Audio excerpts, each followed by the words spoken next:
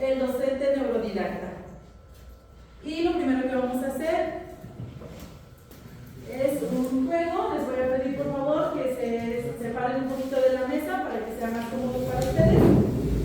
Y ahí sentaditos está bien, solamente separados para que la mesa no nos estorbe.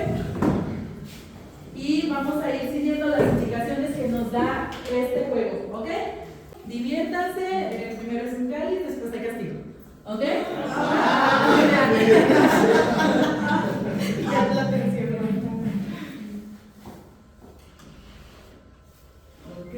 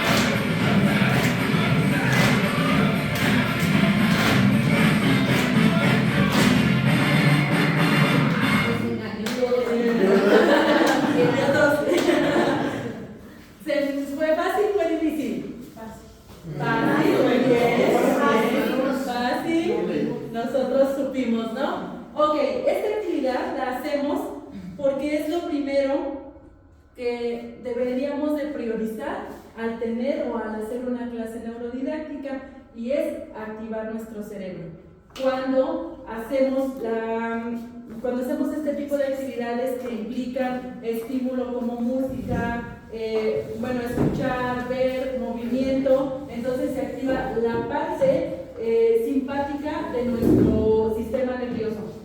Tenemos una parte simpática y una parte parasimpática. Una se encarga de relajarnos, de ayudarnos a dormir, y otra se encarga de estar alerta. Entonces lo primero que tenemos que hacer es activar nuestro cerebro, ¿ok?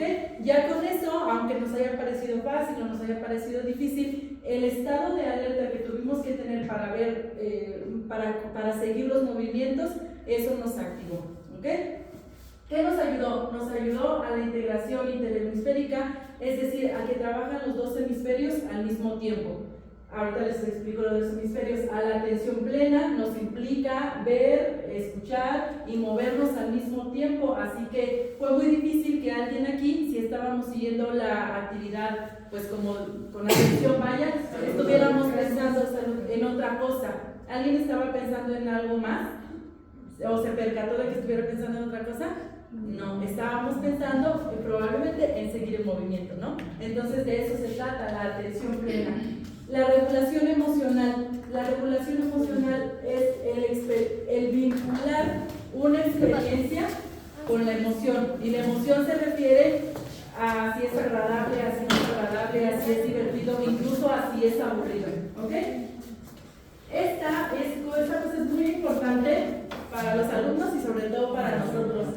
Este tipo de actividades disminuyen el cortisol. ¿Qué es el cortisol? Es una hormona. Y es la hormona que se secreta cuando nos estresamos, cuando estamos estresados, cuando estamos cansados, cuando estamos enojados.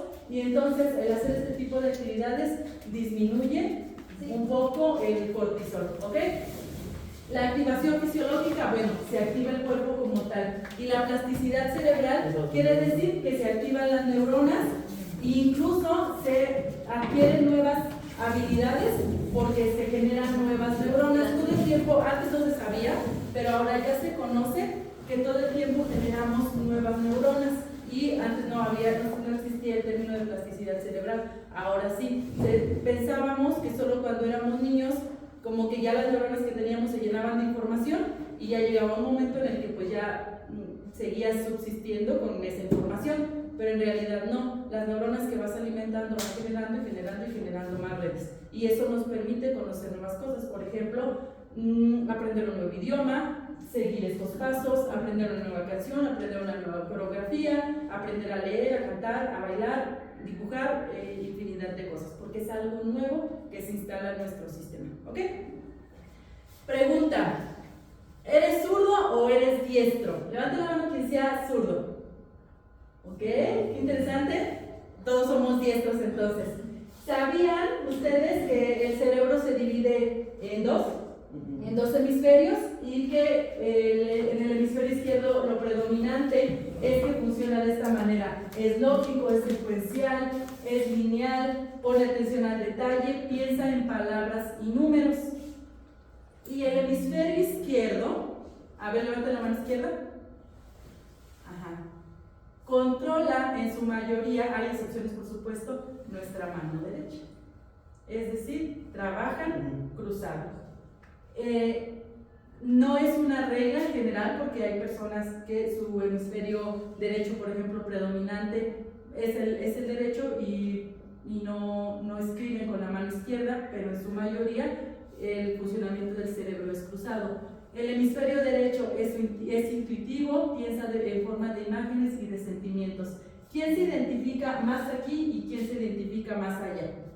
¿Quién considera que sus características son: si yo soy más lógico, yo voy a la secuencia? Levante la mano. ¿Ok? ¿Sí? ¿Sí? ¿Y quién se considera que está de aquel lado? Que es más sentimental, que es más susceptible a la experiencia. Ajá. Así es. No es la regla general. Depende de la situación. Ok, de los dos. Y eso precisamente es lo importante: vincular los dos hemisferios de nuestro cerebro. Es cuando nos encontramos en una situación, por ejemplo, de una secuencia matemática, por decirlo así, vincularlo a una emoción, vincularlo a un sentimiento. Y eso va a dar como resultado lo siguiente: el camino del aprendizaje es este. Cuando te encuentras con una información y esta información la vinculas a una emoción, esta emoción te destapa memorias o expectativas. Memorias de algo que has vivido, lo relacionas, o expectativas de algo para lo que te va a servir. Y por ende, esta información, que solo era información, se convierte en una experiencia. Y una experiencia no se olvida. ¿Ok? Ese es el sistema, vaya, de nuestro cerebro para apropiarnos de una información. Llega un momento, ¿alguien vio la película de Intensamente? ¿Sí? Llega un momento en el que tal cual hay como una filtración de información, y entonces el cerebro dice: esta se queda, esta se va, esta se queda, esta se va. Todo aquello que no nos resulta, que nuestro cerebro considera que no nos resulta útil, que no nos resulta relevante, que no está vinculado a una emoción, a una experiencia, se va. Lo demás se queda. ¿Ok? Muy bien. ¿Alguna otra? ¿No? Okay. Muy bien. ¿Qué es la neurodidáctica? La neurodidáctica. Ajá. Entonces, en tu diagrama anterior, ¿cómo lo puedes transformar ya a un aprendizaje del contenido que ustedes dan? Ok. O sea, ¿cuál sería la secuencia? ¿Cuál sería la secuencia? O sea, ahí dice información. Ajá. Tú tienes un tema. A ver, profesor, un tema. Cualquiera. O sea, de un contenido que ustedes puedan ver. No, algo de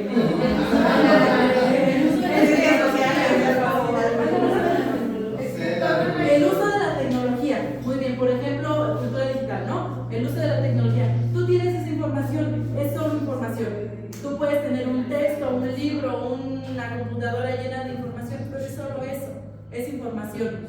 Cuando tú vinculas esa información a una emoción, por ejemplo, hablas de qué les llamaría la atención a los chicos cuando hablamos de tecnología: videojuegos, redes sociales, un hilo en X o en Twitter, la IA, cualquier cosa que a ellos les haga sentido porque a ellos les interesa, porque a ellos les gusta o porque a ellos les es útil. Y es útil porque pues para postear algo en Instagram. Es útil porque pues para postear algo en Facebook. Esto ya no es solo información. Esto es una emoción.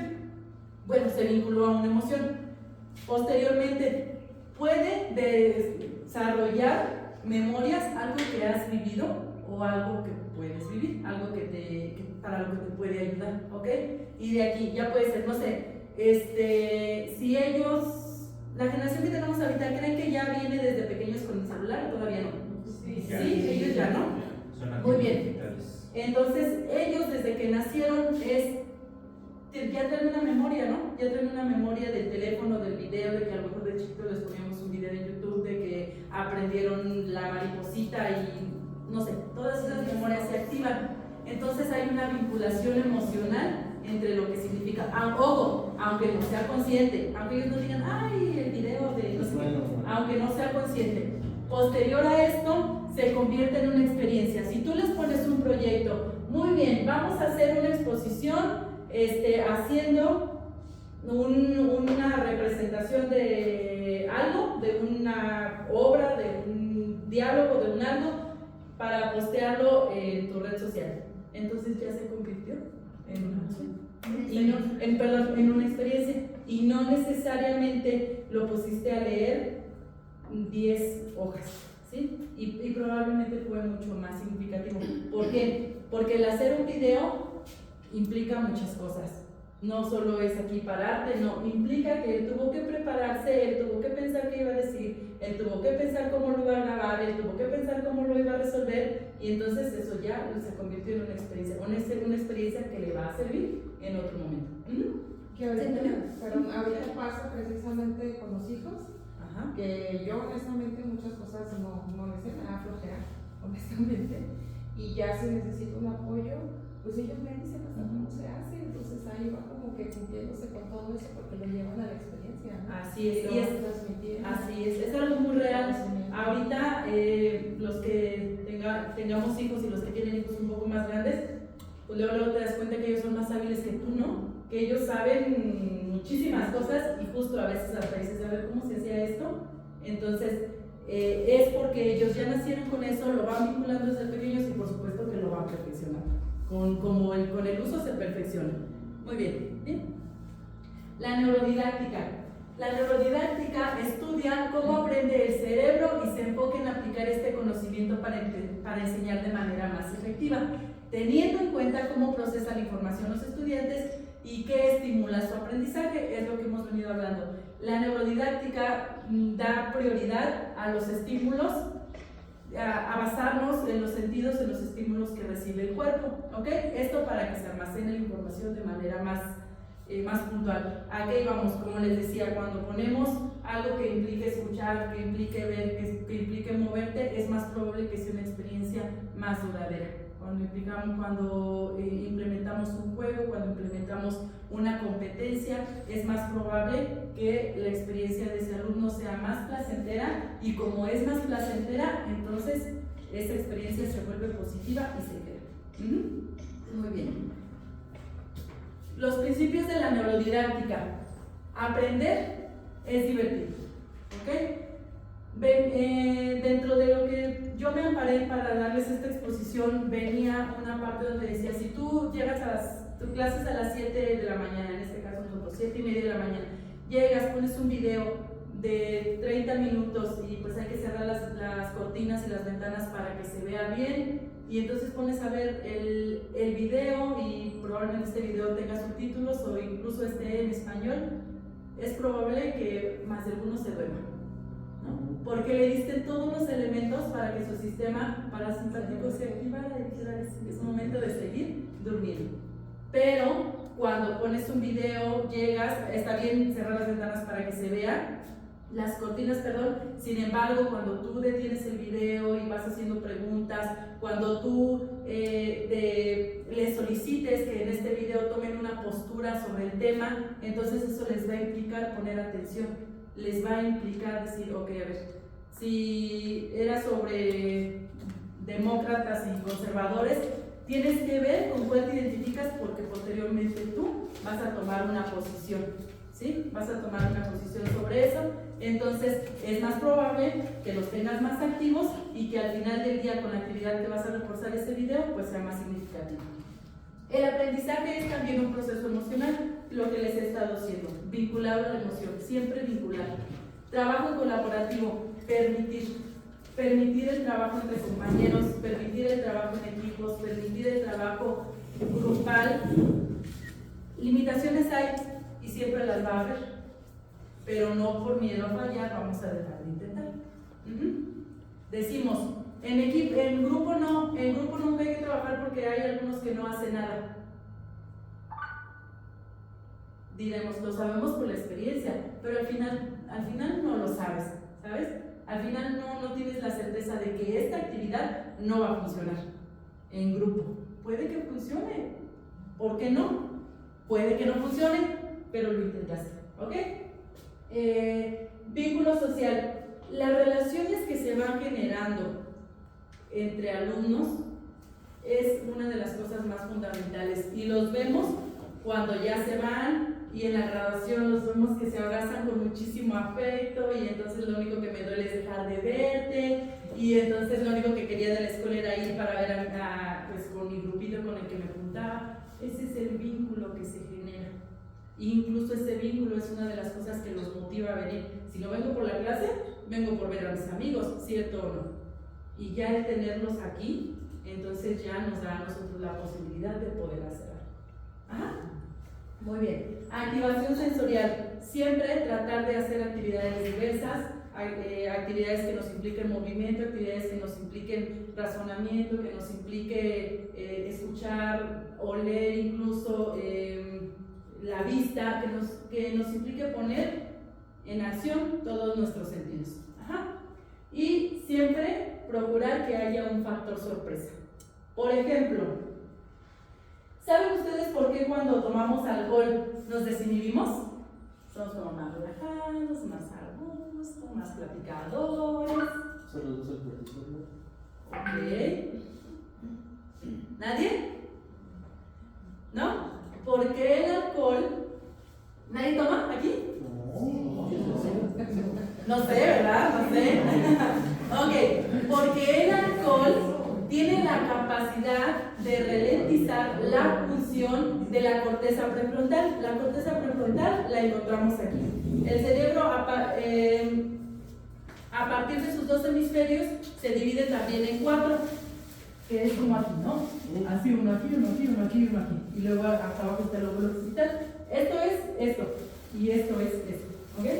Entonces, esta es la corteza prefrontal. La corteza, lo que hace el alcohol es que ralentiza o activa el modo relajación de la corteza prefrontal. Y la corteza prefrontal, ¿qué? Es la que se encarga de mantener el control y de mantener el juicio social. Cuando ella se pone a cantar en sus laureles, pues nosotros nos desatamos, ¿ok?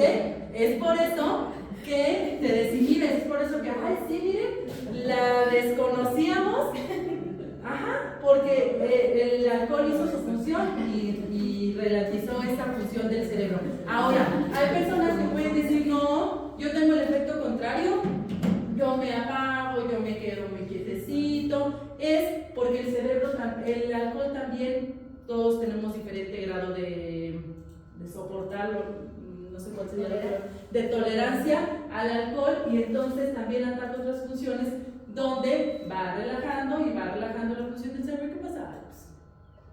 A gusto, me relajo, ¿ok? Esa es la razón por la que a veces, en lugar de activar, o más bien, en la primera fase te activas, pero después llega un momento en el que te relajas. Te relajas y empieza el viaje astral, ¿no? Entonces, no por el alcohol, por lo que platicábamos del viaje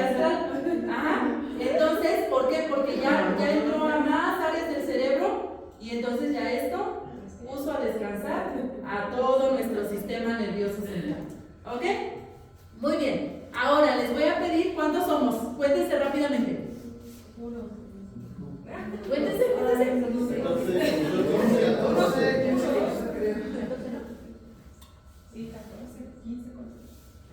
Bueno, muy bien. Entonces, equipos de 4 y nos incorporamos los dos que van a sobrar a 5 y 5. Por favor. Uno en esta orillita, uno en aquella orillita y uno aquí. Va, muy bien. ¿Ya están preparados? 5, 4. Así, 5, 4 y 10 5 minutos. están. No, uno. Ay. Ah, yo tengo, muy bien. Ya, de hecho, ya es lo final. Ok, les voy a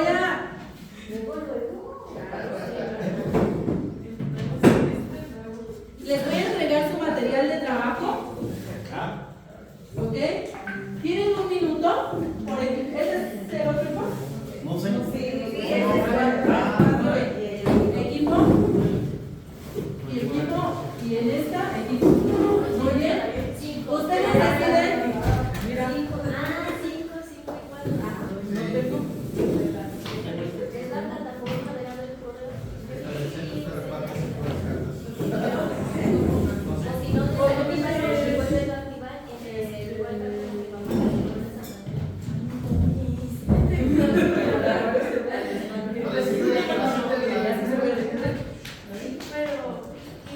¿No se ve?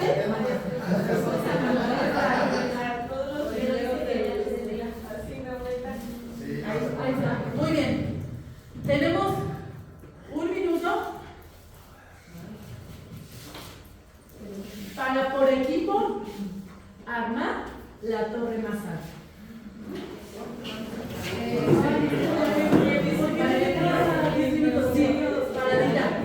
No sé por qué me da 10 minutos y si ya le pongo un minuto me lo vuelve a...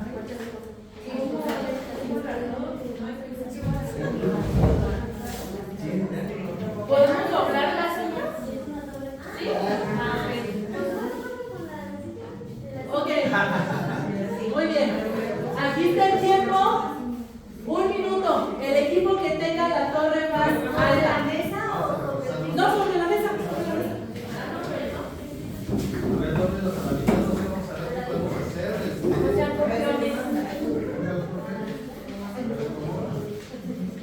Vaya, pero tendría más soporte así, ¿no? Vamos a la mitad, ¿verdad? A la mitad, sí. A ver, Uno a lo largo, a ver, uno a lo largo. ¿Qué se hacen los cuadros? Elevado otro de 48 segundos. 50. 52, 53, 54, 57, 58, 59. Un minuto. ¡Alto ahí! ¡Alto ahí!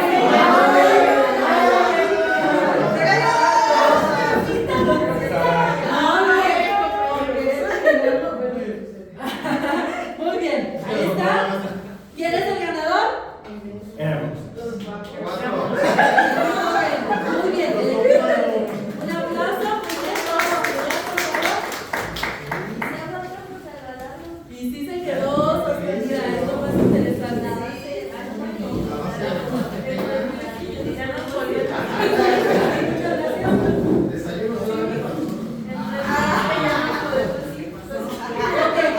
En esta actividad utilizamos, el premio, un pan. Utilizamos las 4C. En esta actividad utilizamos las 4C, que son las 4 habilidades que disparan el aprendizaje. La capacidad crítica, cómo lo hacemos, cómo lo ponemos, a ver, voltealo, a ver, acomódalo diferente. La creatividad, cómo lo acomodamos, la manera de poner los papeles, la comunicación, tuvimos que hablar, y la colaboración. Son los 4 ingredientes perfectos para que nuestra clase se dispare el aprendizaje de manera significativa. ¿Alguna duda? ¿Alguien tuvo alguna otra experiencia? Colaboración, comunicación, capacidad bien. Y bueno, gracias. Elegimos ser maestros y afrontar sus desafíos, no porque sean fáciles, sino porque son difíciles. Gracias.